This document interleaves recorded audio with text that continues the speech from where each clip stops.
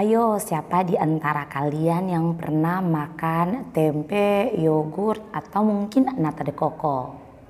Dan tahukah adik-adik, ketiga produk yang disebutkan tadi itu merupakan produk bioteknologi loh.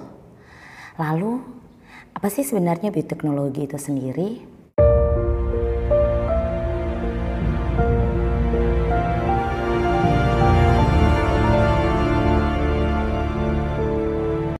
Hai adik-adik, selamat datang di Dunia Belajar Channel yang didedikasikan untuk belajar dan berbagi. Dan yang baru bergabung di channel ini, perkenalkan, saya adalah Kalis dan saya adalah seorang pengajar. Nah, pada video kali ini kita akan belajar tentang bioteknologi.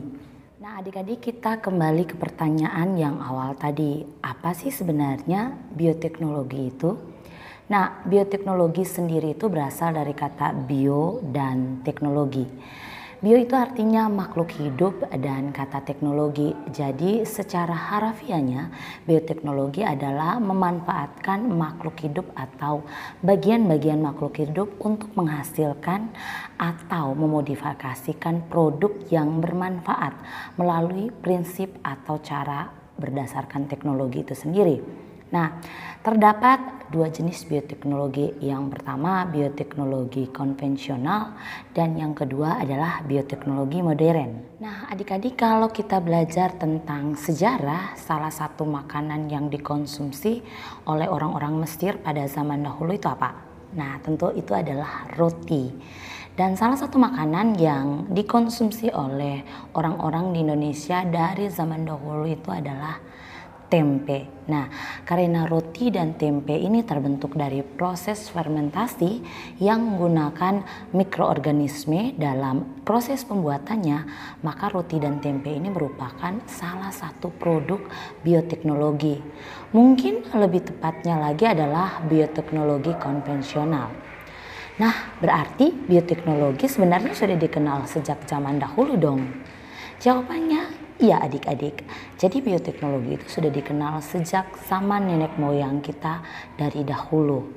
Nah, karena proses pembuatannya juga masih sangat sederhana dan peralatannya juga masih sangat sederhana, maka bioteknologi konvensional ini sering juga dikatakan dengan bioteknologi tradisional. Nah, dengan demikian kita bisa mendefinisikan bioteknologi tradisional atau konvensional tadi adalah bioteknologi yang menggunakan mikroorganisme secara langsung dan utuh untuk menghasilkan suatu produk yang baru.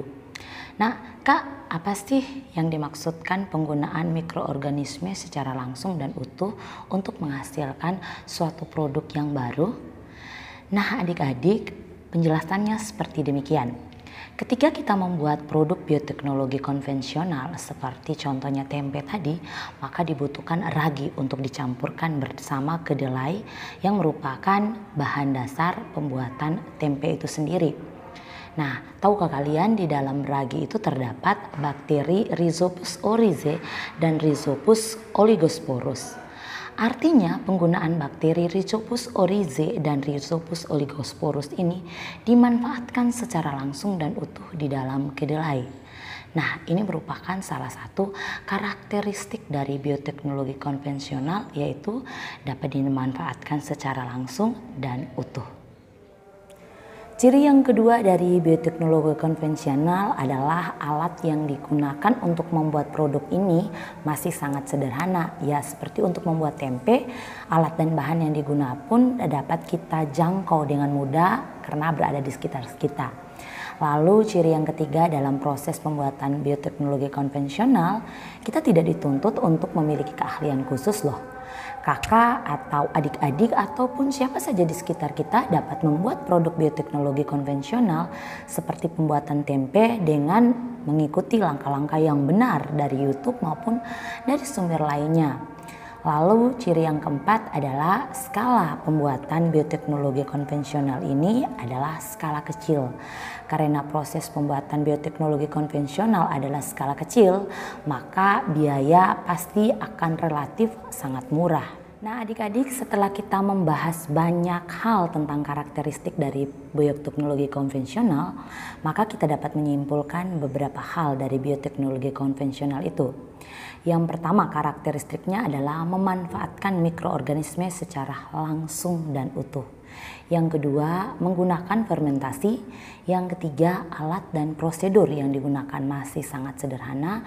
Yang keempat, tidak menggunakan keahlian khusus. Yang kelima, skala produksinya sangat kecil. Yang keenam, biayanya relatif sangat murah. Nah adik-adik, kira-kira apa saja nih produk yang merupakan hasil bioteknologi konvensional? Yang pertama, tempe ya.